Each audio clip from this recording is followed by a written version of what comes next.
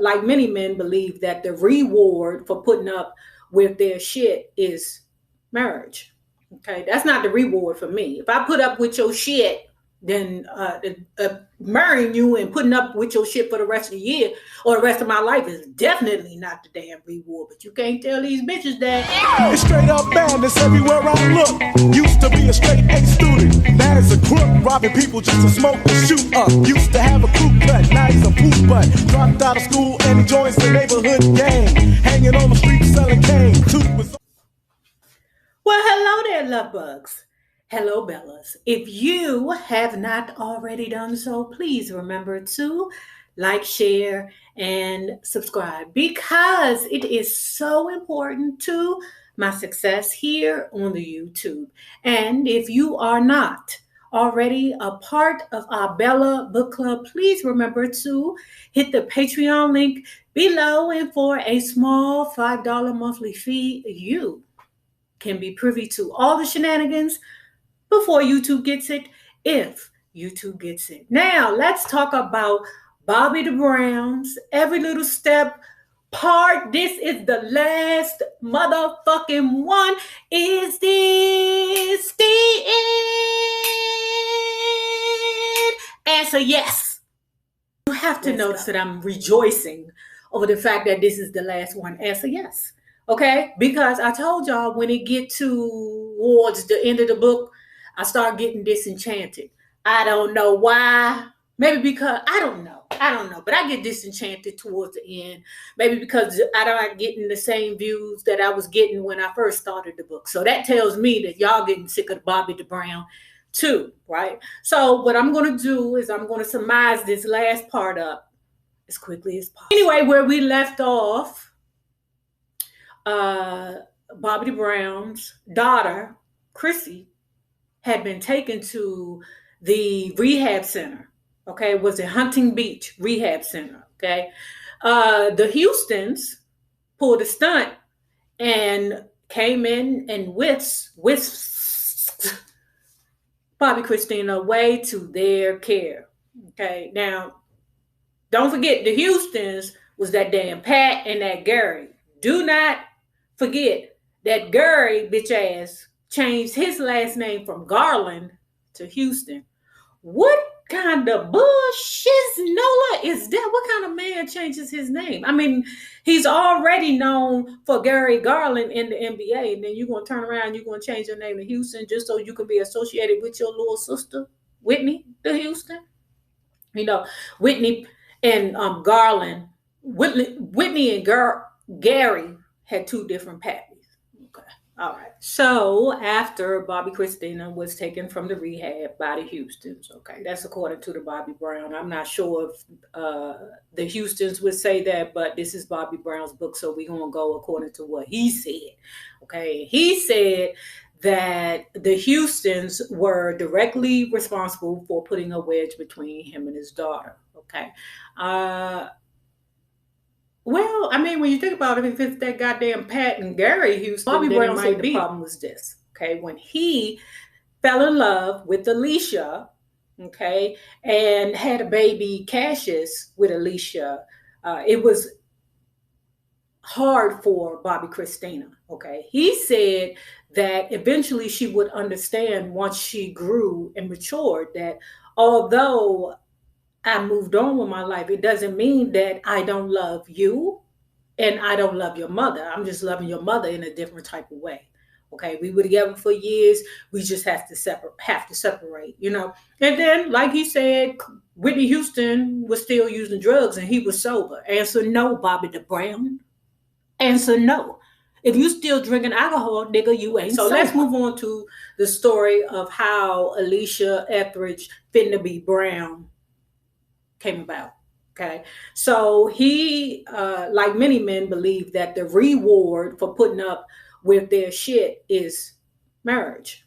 Okay, that's not the reward for me. If I put up with your shit, then marrying you and putting up with your shit for the rest of the year or the rest of my life is definitely not the damn reward. But you can't tell these bitches that ride or die with these niggas straight to the grave, and the way that a man will repay a woman is to put a ring on her finger and marry her. And you accept that shit? Not me. Not me. How you repay me. Bobbi was on tour. What is it? All the lead singers. I think it wasn't RBRM. It was Ralph, Bob, and Johnny Gill. Okay. I think it was the Kings. If y'all know the Kings of something tour, if y'all know, y'all gonna let me know. Trust me, because that's what you hussies do. You tell me when I'm wrong. Okay. But it was the Kings of something. And he was on tour with them. All right.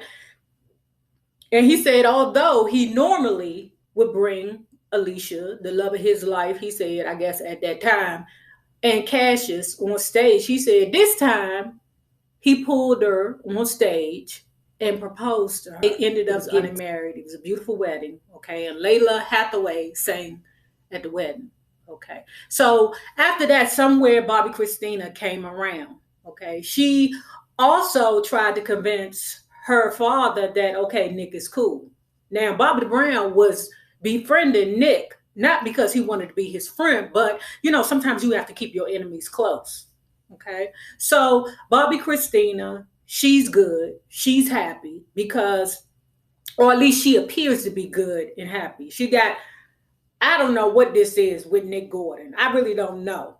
Bobbi mentioned the fact that them two were supposed to be married, when she went on Instagram and had the finger or the hand up and was like, look at my ring, I'm married. But Bobbi said, oh, she ain't married. That's the damn ring that I gave Whitney.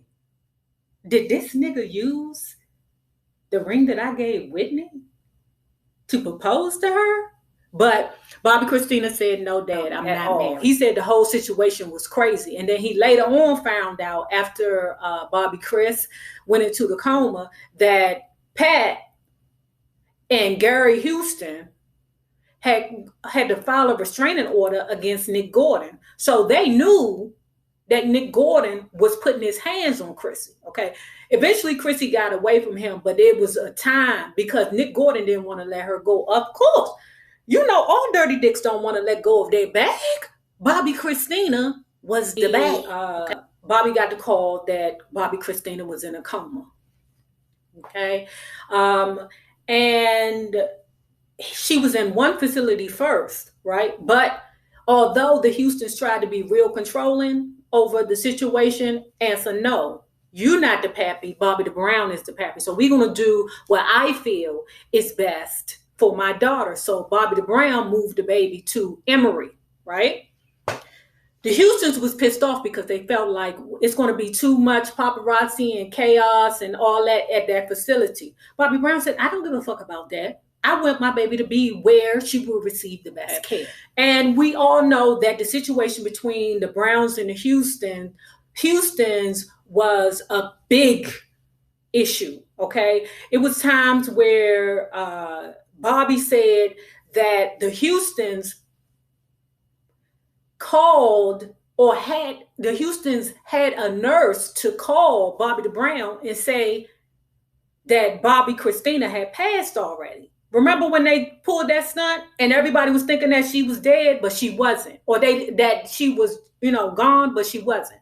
She was still in a coma. Okay. Now we know eventually she succumbed to her issues, to her medical issues. But the whole thing was about money, according to the Bobby Brown.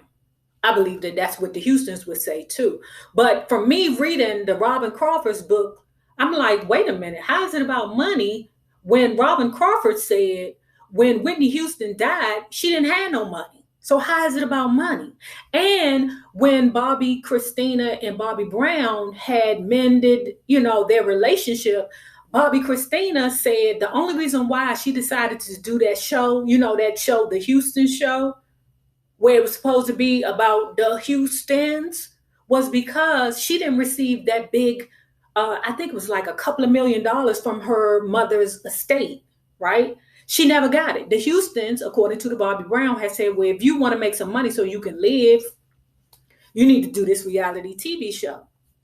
Luckily, Bobbi Kristina did not do the show. Bobby Brown said the only reason why his brother, Tommy, agreed to appear on the show was so that he can get next to Bobbi Kristina. But it didn't happen because Bobbi Kristina. At the end of the book, Bobbi said that he acknowledges all of his mistakes in his life. He recognizes how his life has gone in phases. He feels like he is in a very good place, right? Yeah, I think he's in a good place too. I think Alicia Etheridge Brown could be in a good place too if she can keep that goddamn Bobby the Brown off of her. Y'all, that daggone Alicia Etheridge Brown is finna be the next Kiki White. You hear me? Girl, and think about this, girl. You know Bobby the Brown got bipolar, right? So that means it's a 50-50 chance that your baby's gonna have bipolar too, or some kind of, mental health concern also. So if I was you, girl, I don't know. I wouldn't keep having babies by that danger. I don't know. So anyway, love bugs.